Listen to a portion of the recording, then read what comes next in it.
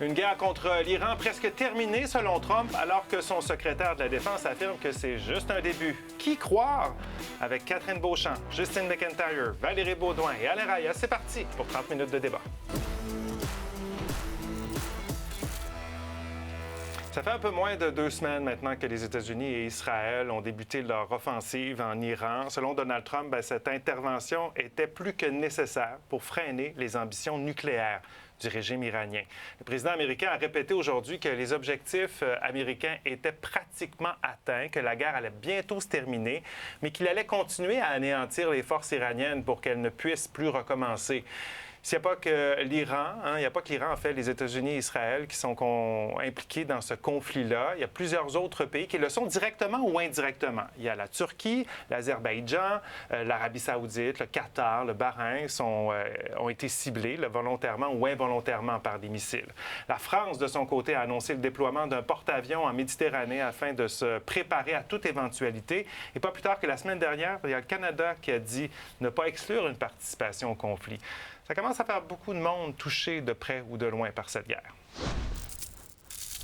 Nous sommes déjà dans une guerre mondialisée. À part l'Asie aujourd'hui, les 2 tiers du monde sont en guerre. Intervention des États-Unis et d'Israël en Iran, conflit entre Israël et le Hamas dans la bande de Gaza et invasion de la Russie en Ukraine. Depuis les 4 dernières années, les conflits se multiplient sur l'échiquier mondial. Des tensions géopolitiques qui, selon cet ancien général de l'armée française, créent un climat propice à une nouvelle guerre mondiale. Nous pourrions rentrer dans une guerre mondiale complète si jamais, par exemple, la Chine profitait de cet instant de faiblesse, cet instant où les États-Unis sont occupés ailleurs, pour aller tenter de se saisir de Taïwan, ce qui n'est pas impossible.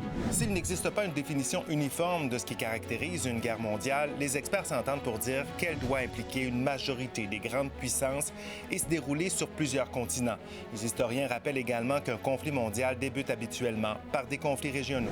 On est exactement là dans l'actualité, c'est-à-dire que la Première Guerre mondiale, ça a commencé par un conflit régional, dans un contexte extrêmement tendu au niveau international. Et là, en ce moment, la discussion avec ce qui se passe au Moyen-Orient, c'est beaucoup sur ces questions-là. Cet historien est toutefois d'avis que la multiplication des spéculations entourant le déclenchement d'un possible 3e conflit mondial pourrait influencer les prochains mouvements sur l'échiquier.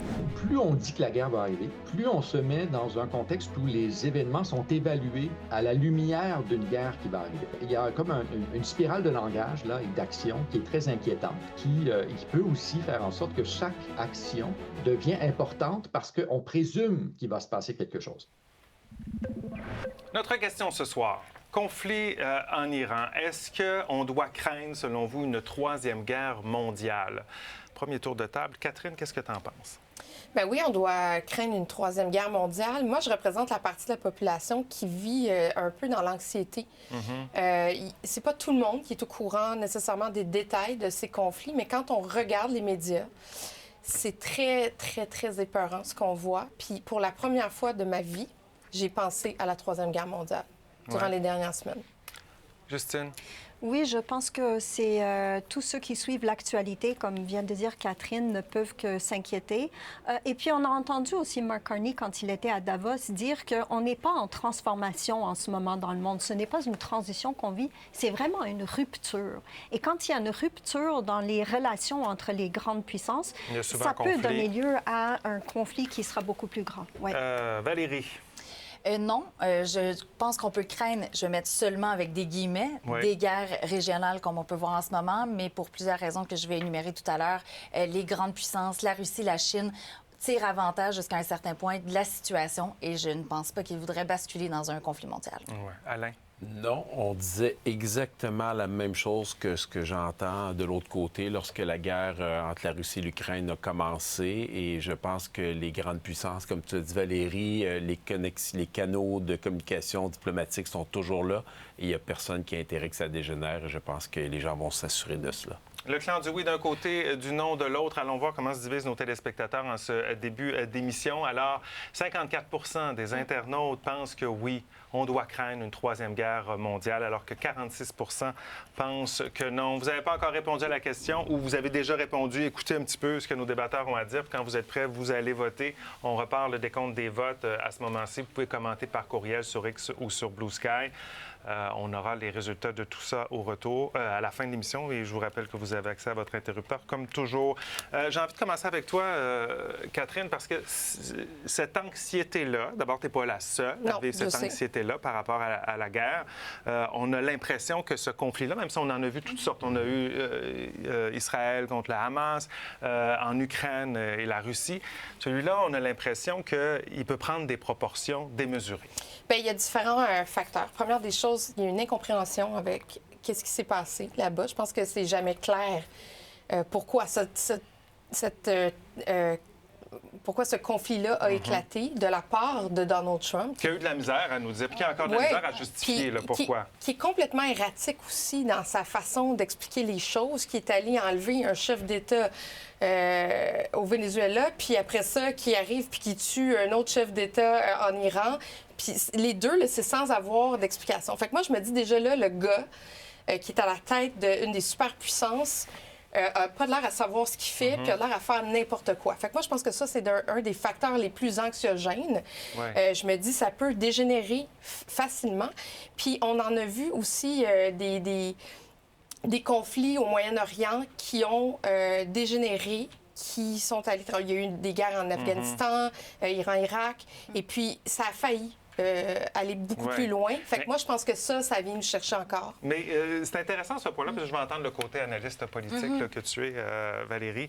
Mais le fait que Donald Trump il y a encore de la misère à résumer en une phrase pourquoi il est allé faire déclencher ce conflit-là, en tout cas, et participer avec Israël. Je te trouve même généreux parce que même en 2 heures de discours, je suis pas certaine qu'on aurait une certaine clarté, qu'on ressortirait de ça en se disant voici, on met le doigt sur le bobo, pourquoi on a voulu le faire. Puis je pense qu'il y a aussi un désir de garder ce flou-là de la part de l'administration américaine parce que c'est pas payant juste de dire qu'on s'en va faire la guerre, par exemple parce qu'on veut du pétrole ou parce qu'on veut un changement de régime, on sait pas trop comment on va le faire. Et c'est surtout pas payant de dire qu'on le fait parce qu'Israël nous a demandé de le faire et qu'Israël savait qu'elle allait bombarder l'Iran et qu'il y allait y avoir des conséquences. Ça, c'est la seule version que j'ai crue depuis le début de ce conflit-là. C'est Marco Rubio, le secrétaire d'État, donc l'équivalent du ministre des Affaires étrangères, qui avait présenté cette version-là. Après ça, c'est comme si c'était quelque chose d'évolutif et en fonction de l'opinion publique. Je pense que c'est là qu'on essaie de jouer beaucoup sur les mots. On veut même pas utiliser le mot guerre. Hein? C'est comme pour la fan de Harry Potter ici, c'est le Voldemort. Hein? C'est le mot qu'on ne peut pas prononcer parce qu'en théorie, il faut passer par le Congrès lorsqu'il y a une guerre. Val, t'as pas peur qu'il l'échappe à un moment donné, à force de jouer comme ça, du bout des doigts avec l'opinion publique puis les relations internationales? Parce qu'il n'y a aucune diplomatie là-dedans. Moi, je pense que le pire qui peut arriver, il arrive des choses terribles. Il y a des morts de civils, il y a des morts de soldats américains. Mais pour Trump, politiquement... Et là, Trump essaie de s'en sortir en disant que c'est peut-être un Tomahawk qui a été volé aux Américains, qui est utilisé par les Iraniens pour bombarder l'école et tout ça.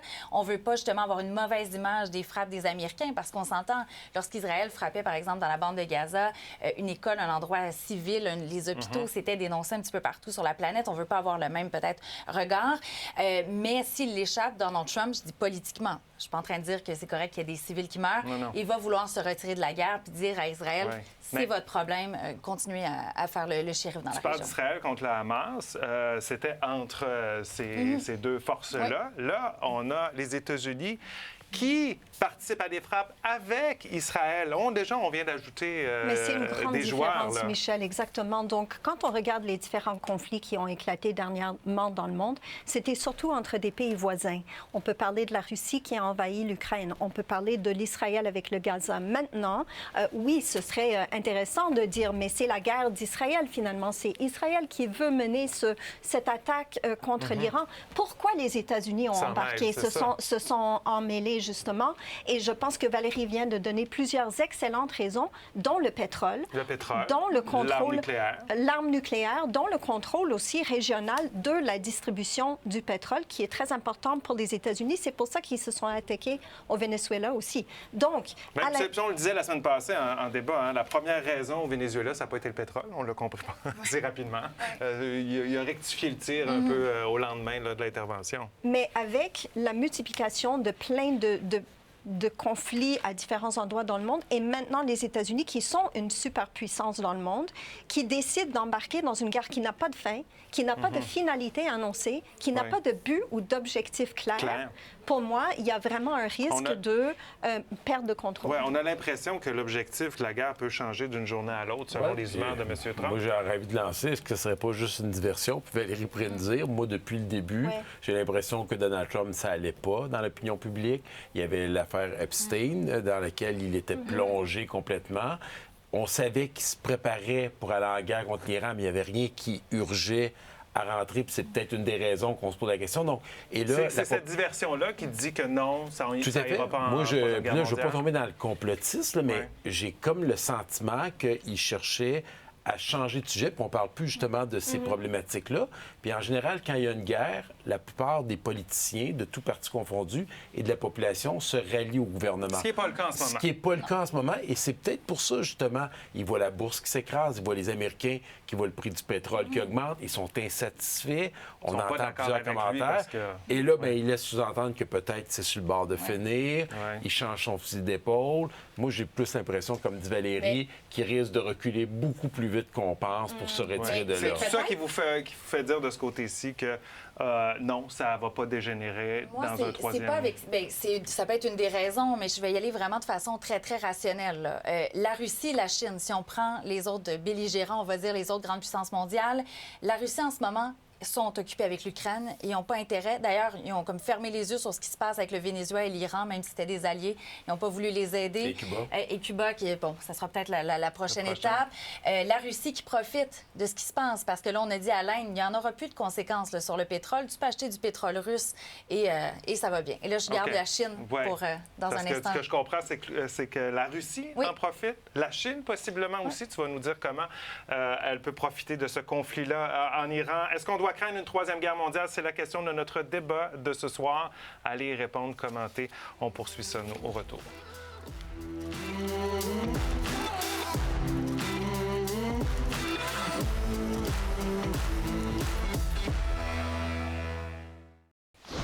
Conflit en Iran, est-ce qu'on doit craindre une troisième guerre mondiale? C'est la question de notre débat de ce soir. L'idée, c'est pas de faire peur à personne, mais il y a quand même une anxiété qu'on sent de plus en plus dans la société depuis le début de ce conflit-là. On l'avait senti, tu l'as mentionné tout à l'heure, avec l'Ukraine également. On se posait cette question-là.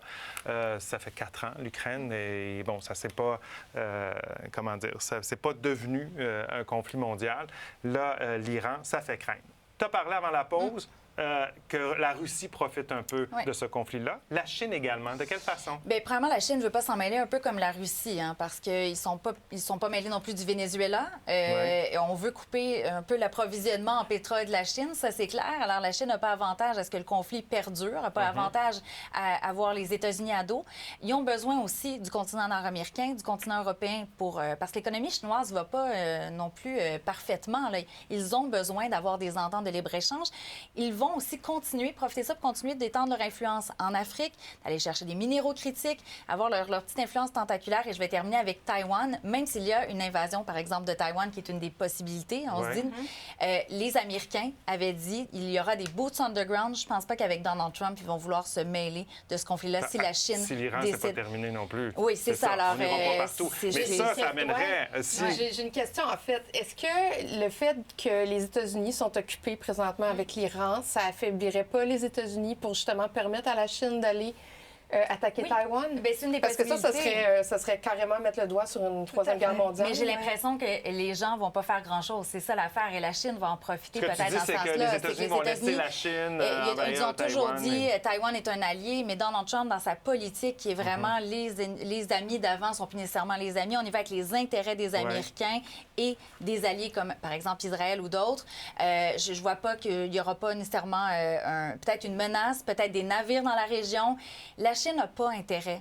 Et la Russie, c'est la même chose. Si je peux rassurer les gens, je vais essayer de faire baisser votre anxiété et ton anxiété, Catherine. Je pense que si on y va tous dans un espèce de réalisme politique, c'est pas à l'avantage ni de la Russie ni de la Chine. Parce que quand on pense à une troisième guerre mondiale, on pense justement aux forces qu'est la Russie et la Chine. On se dit, il se mêle à un conflit, c'est terminé, on embarque dans ce... Bien, ce que j'entends de la part de nos adversaires, c'est que le monde va Puis là, ils peut-être sont pas en guerre, mais qu'est-ce qu'on confronte? le monde va peut-être se redessiner, mais ce ne sera Ouais. pas la Troisième Guerre mondiale. Bon, ça se peut. Parce que quand on parle de Troisième Guerre mondiale, qu'est-ce qui fait peur? C'est le fait qu'il y a autant de pays aujourd'hui qui ont l'arme nucléaire. Alors ça, ce sera la finalité pour tout le monde. C'est ce que tout le monde essaie d'éviter. Mais si on parle de redessiner complètement la carte géopolitique avec une invasion de la Chine en Taïwan, avec la Russie, pourquoi en ce moment il y a des troupes en Lettonie, il y a des troupes canadiennes en Lettonie? Mais c'est parce qu'il y a une menace que la guerre de la Russie en Ukraine va au-delà des frontières de l'Ukraine. Donc, si il y a effectivement une carte mondiale qui est redessinée, mais moi, je considère que c'est de ça qu'on parle. C'est pas nécessairement qu'il y a un conflit comme le conflit qu'on a vu pendant la Deuxième Guerre mondiale ou la Première Guerre mondiale. Les moyens ne sont plus les mêmes. Aujourd'hui, les techniques de guerre ont complètement changé. On parle d'une guerre de drones. Mais justement, l'arme nucléaire, est-ce que ça peut pas être la source du conflit, mais également la source d'un frein au conflit? Directement. Puis, tu sais, pour moi, dans l'esprit des gens là, qui nous écoutent, puis la population de Troisième Guerre mondiale, dans la tête des gens, c'est une bombe nucléaire. Puis, personne ne veut ça parce que tout le monde sait que ça serait le début de la fin de l'ensemble de l'humanité. Fait que moi, je pense qu'à la limite, cette arme-là est le plus grand élément dissuasif de nous faire rentrer dans cette guerre-là. Puis, je veux rajouter quelque chose, c'est qu'au niveau économique, on est rendu maintenant tellement interreliés qu'aujourd'hui, peut-être, l'argument le plus fort qui va faire reculer Donald Trump, c'est le prix de l'essence. Parce que les Américains la subissent au quotidien, on le voit, les gens sont frustrés. Ça fait de la pression sur le commerce, puis tous les liens. Ça fait une pression sur les politiciens. Ces politiciens-là sont obligés de réévaluer leur position. OK. Oui, on va s'entendre sur ce qui est une guerre mondiale. Là. Comme tu dis, il y a le scénario suprême qui est avec l'arme nucléaire. Mais ça peut déclencher un autre type de guerre si l'Iran se fait taper sur la tête comme ils se sont fait taper sur la tête durant les dernières semaines.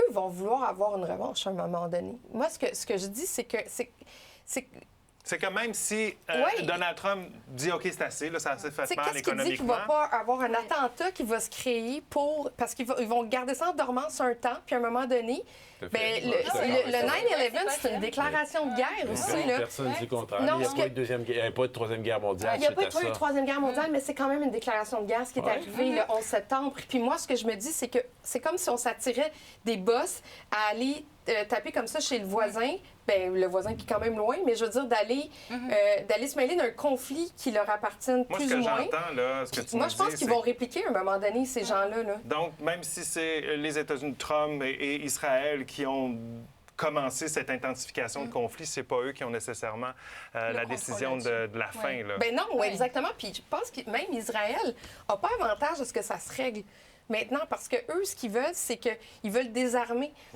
l'Iran. Puis plus c'est court, plus ils vont avoir une chance de se refaire sur l'arme, parce qu'ils ont prétendu l'arme nucléaire. Fait qu'ils vont, plus vite que ce conflit-là se règle, l'armement nucléaire peut revivre là, facilement. De ma partenaire, en fait, je voulais juste parler de l'effet papillon, parce que tout à l'heure, on a parlé du fait que c'est Donald Trump qui a déclenché l'attaque et que peut-être pour des raisons politiques ou économiques, il va finir par reculer. Mais une fois qu'il a commencé cette action-là, on ne sait pas jusqu'où ça peut aller. Et je pense que l'erreur qu'on fait aujourd'hui dans notre analyse et que le gouvernement américain fait, c'est de penser qu'il va pouvoir mettre des limites et contrôler l'étendue. Moi, je veux juste une chose, je pense pas que c'est lui qui va mettre les limites. Je pense que c'est l'ensemble de la planète qui va mettre les limites. C'est toutes les grandes puissances ensemble qui vont mettre des limites. Commentaire de Marianne, elle nous dit « Oui, je trouve la situation extrêmement anxiogène. Je suis enseignante d'histoire au cégep et la Première Guerre mondiale nous a appris que les conflits régionaux peuvent dégénérer. Et justement, les guerres mondiales ont toujours commencé avec des conflits régionaux. Alors, il y a source peut-être d'inquiétude. Doit-on craindre une Troisième Guerre mondiale? C'est la question du débat. On aura d'autres commentaires au retour et on verra si l'aiguille a bougé.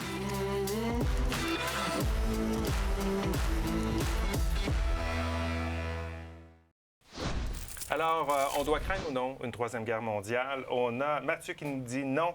Il n'y aura plus jamais de guerre mondiale à cause de l'existence de la bombe nucléaire. Personne ne voudra appliquer la solution finale. Delphine nous dit oui, Donald Trump se contredit sans cesse et son comportement semble de plus en plus erratique. Ses visées colonialistes sont une menace à notre sécurité. Et Bernard nous dit non, il n'y a pas de consensus entre les dirigeants des différents pays à propos de la guerre en Iran. Donald Trump sera obligé de reculer parce que les marchés réagissent très mal. On entend, c'est pas parce qu'on entend des pays dans les nouvelles que ce sont nécessairement des pays qui sont impliqués dans la guerre. La France parle, se prépare, mais on ne sent pas que la France s'en va sur le terrain là, avec des soldats. Non, mais il y a quand même des missiles qui ont été lancés dans l'espace turc. Ouais. La Turquie fait partie de l'OTAN. Si le missile arrive en sol, qu'est-ce qui se passe? Parce qu'on est obligé, le temps de défendre un pays qui se fait attaquer. Est-ce que ça, c'est pas le début d'une troisième guerre mondiale? Encore faut-il que l'OTAN déclare l'article 5, ce qu'ils ne font même pas, sachant ça. Fait que mais... justement, quand je dis Alain, que tous les pays... ça existe. Non, tout à fait, mais ce que je veux dire, c'est que justement, les pays ensemble, même s'ils arrivent dans une situation comme ça, il n'y a personne qui va aller là. C'est pour ça que moi, je suis parti, puis je minimise pas du tout, je tiens à le souligner, le risque est là. Je veux juste dire que je pense que la planète entière, ces gens-là vont tout faire pour essayer d'éviter cette troisième guerre. Moi, je pense plutôt que s'ils vont continuer de justement mettre tous les éléments pour défendre leurs alliés régionaux, ça, je peux absolument le voir. Le scénario où vraiment il y a une ogive, un missile qui tombe sur la Turquie, sur un pays allié. Là, ils vont dire, on envoie aussi nos avions, notre système antimissile. Ça, je peux voir une implication de ce côté-là. Pas nécessairement ce qu'on appelle boots on the ground et à peu près qu'on a un Afghanistan 2.0. Mais boots on the ground, on a déjà entendu que ce serait une possibilité. Oui, puis vous présumez aussi de la rationalité des chefs d'État, ce qui n'est pas acquis non plus quand on parle de Donald Trump et le fait que, comme on sait, on n'a pas entendu encore c'est quoi les raisons derrière cette guerre.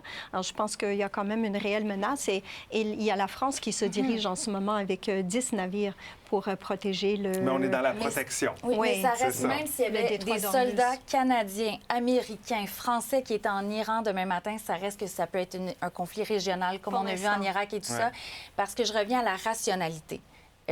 La Russie pas à son avantage, la Chine non plus. Tant qu'on a ces éléments-là, la mondialisation, l'interdépendance, ça reste comme ça. Bon. Allons voir, en début de débat, vous vous souvenez des chiffres, c'était 54 des gens qui pensaient que oui, on doit craindre, alors que 46 disent non. On termine ça comment? On termine ça comme ça. Oh, ça a viré complètement. 10 des internautes pensent que oui, qu'on doit craindre une troisième guerre, alors que 90 pensent que non. Alain, toi, le dimanche, Alain, tu as eu... Je pense que c'est la bombe nucléaire qui a mis fin au débat. Moi, j'ai dit le prix de l'essence, ça décide tout. Vous avez tous des bons arguments. Merci d'avoir été avec nous. Tout le monde, passez une excellente nuit. On se retrouve demain. Bye-bye.